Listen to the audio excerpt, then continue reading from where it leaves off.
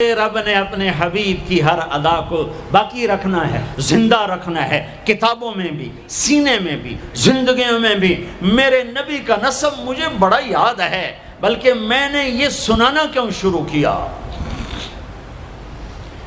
ہمارے سندھ پنجاب میں مراسی ہوتے ہیں زمینداروں کے، جو آ کر جھوٹی تعریفیں کرتے ہیں، جھوٹی تعریف، ادھر سائیں سائیں کرتے ہیں، ادھر سردار صاحب، ادھر سائیں صاحب، اور ساری جھوٹی تعریفیں کر کے پھر وہ پیسے لے کے جاتے ہیں اور اپنا گندم لے کے جاتے ہیں۔ ابھی گندم ہوئی تو مزدوروں کو گندم ملی نہیں تھے کہ مراسی پہلے آ گیا، جی ساڑھا حصہ پہلے، اور کوئی کام نہیں سوائے جھوٹی تعریفیں۔ تو میں نے اپنے نبی کا نسب یاد کیا اور میں روزے پہ حاضر ہوا۔ میں نے کہا یا رسول اللہ، ہمارے مراسی ہمارے ماں باپ کی، ہمارے دادے پردادے کی جھوٹی تعریفیں کرتے ہیں اور ہم سے سب کچھ لے کر جاتے ہیں جو ہماری حیثیت ہے۔ آپ سچے، آپ کی نسل سچی، آپ کی جد سچی، آپ کا شجرہ سب سے اعلیٰ، آپ کی ذات اللہ کے بعد سب سے اعلیٰ، آپ کے اور ہمارے درمیان آخرت کا پردہ ہے، ورنہ اللہ نے آپ کو زندگی دی ہے۔ میں آپ کو آج آپ کا نسب سناتا ہوں، آپ کا میراثی بن کر اور آپ کے گھر کا سائل بن کے، میں آج آپ کا نٹ بن کے۔ ہمارے ہاں چند الفاظ استعمال ہوتے ہیں، ڈوم، میراثی، بھنڈ، نٹ، پیرنا، میر عالم، جھتا، یہ 7 لفظ استعمال ہوتے ہیں میراثیوں کے لیے۔ میں سارے لفظ کٹھے کرے، آپ کا جھتا، آپ کا ڈوم، آپ کا میراثی، آپ کا نٹ، آپ کا میر عالم، آپ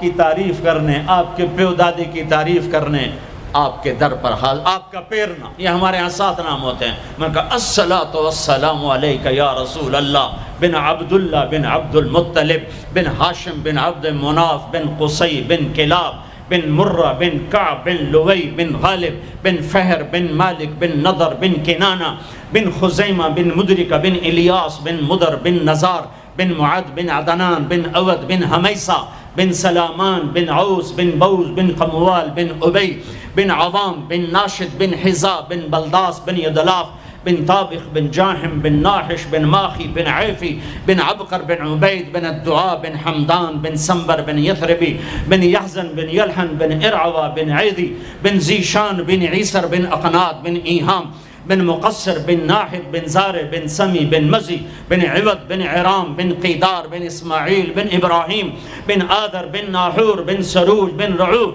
بن فائش بن عابر بن ارفقشاد بن سام بن نوح بن لامک بن متوشال بن ادریس بن یرد بن ملہلئیل بن قینان بن آنوش بن شیس بن آدم علیہ السلام۔ اگر بنی ہاشم دی خیر، یوں تو کر نہیں سکا کہ شرطے کھڑے ہوتے ہیں، تو میں نے دل ہی دل میں کہا بنی ہاشم دے دیر سلامت، حسن حسین دے دیر سلامت، علی جعفر دے دیر سلامت، قاسم عبداللہ دے دیر سلامت۔ میں نے پورا مراسی، اور میں اتنا رویا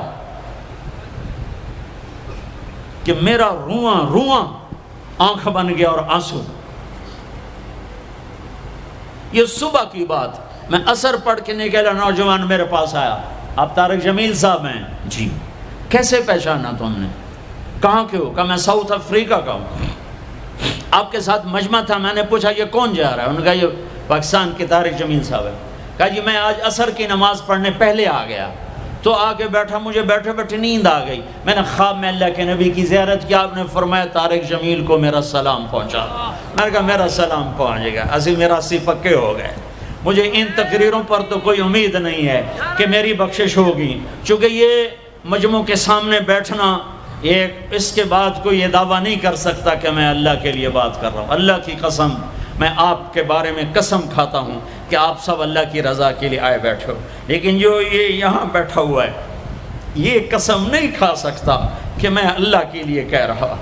مجھے نہیں پتا میں کس کے لیے کہہ رہا ہوں، میں منہ سے کہتا ہوں میں اللہ کے لیے کہہ رہا ہوں، لیکن یہ موت پہ پتہ چلے گا کہ اس کا مقصد واہ کی طلب تھی یا اللہ اس کے رسول کی طلب تھی۔ لیکن آپ پر مجھے 100% یقین ہے کہ آپ سب اللہ کے لیے آئے بیٹھے ہو، تو آپ کی طفیل شاید اللہ میری ریا کو بھی اخلاص میں تبدیل کر دے۔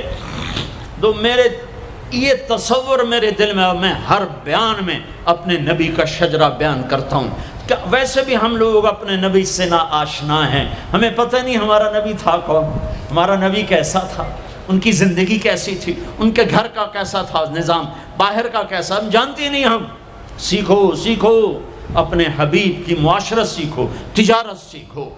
آپ طاقت میں آئے تو آپ نے کیا کیا، آپ تاجر بن کے آئے تو آپ نے کیا کیا، آپ خامن بنے تو آپ نے کیا کیا، آپ باپ بنے تو آپ نے کیا کیا، آپ جنگ میں آئے تو آپ نے کیا کیا، آپ نے ہتھیار اٹھائے تو آپ نے کیا کیا، آپ نے صلح کی تو آپ نے کیا کیا، آپ مسلح پر آئے تو آپ نے کیا کیا، آپ کی رات آئی تو آپ نے کیا کیا۔ سیکھو۔ یہی تبلیغ کا پیغام ہے کہ تبلیغ میں نکل کر اللہ اس کے رسول کی مبارک اور پیاری زندگی مرنے سے پہلے سیکھو۔ لیکن آج کی رات میں ایک ہاں میرے ساتھ کرو، آج توبہ کرو۔ کرتے ہو۔ شیطان تو کوئی نہیں ہے، بند ہے، قید ہے، اور یہ عقیل کا گھر فرشتوں سے ایسا بھرا ہوا ہے کہ پہلے آسمان تک فرشتوں کی قطاریں کھڑی ہوئی ہیں، اور جنت کے دروازے کھلے ہیں، جنت کی حوریں دروازوں پر ہیں، میرے رب کا عرش پہلے آسمان پر ہے، اور اعلان ہو رہا ہے کوئی توبہ کرنے والا ہے تو آ جاؤ، گناہوں سے نہ ڈرو، صرف ایک دفعہ کہہ دو یا اللہ معاف کر تو سارے معاف کروں گا۔ کرتے ہو توبہ؟ کرتے ہو؟ کہو یا اللہ میری توبہ، پھر کہو یا اللہ میری توبہ، پھر کہو یا اللہ میری توبہ۔ اب اگر تم نے دل سے کہی ہے اور اندر مسرات ہیں، انہوں نے دل سے کہا ہے، تو تمہیں مبارک ہو، تم سب ایسے ہو جیسے آج ماں کے پیٹ سے جنم لیا ہے، تمہارے سب گناہ معاف ہو گئے، اللہ خوش ہو گیا، فرشتے خوش ہو گئے، جنت سج دھج گئی، جنت کی حوریں تمہیں دیکھ دیکھ کے خوش ہو رہی ہیں۔ مجھے میرے رب کی عزت کی قسم، میں اس کی رحمت کے دعوے پر کہہ رہا ہوں، آج یہاں جتنا بڑے سے بڑا گناہگار بیٹھا ہے، میں دعویٰ کرتا ہوں اگر اس نے دل سے اس شرط کے ساتھ دل سے توبہ کی ہے تو جا تجھے مبارک ہے، تیری زندگی کا آج پہلا دن ہے، تو آج ماں کے پیٹ سے نکلے ہے، تیرے سب معاف ہیں۔ ہاں فرض چھوڑے تھے، پتہ کرو علماء سے کیسے کروں، گناہ معاف ہو گیا، حق مارے تھے، گناہ معاف ہو گیا، پتہ کرو علماء سے ادا کیسے کروں۔ اگر یہ توبہ پکی ہو گئی تو مبارک ہو۔ اگر ہمارے ملک کا 50% مسلمان توبہ کر جائے تو سارے دیش کی تقدیر بدل جائے گی۔ تو پکی توبہ کرتے ہو۔ اور ایک اور خوشخبری، اگر یہ توبہ ٹوٹ بھی جائے تو ڈرنے کی بات نہیں ہے، ڈرنے کی بات نہیں ہے، دوبارہ کر لینا،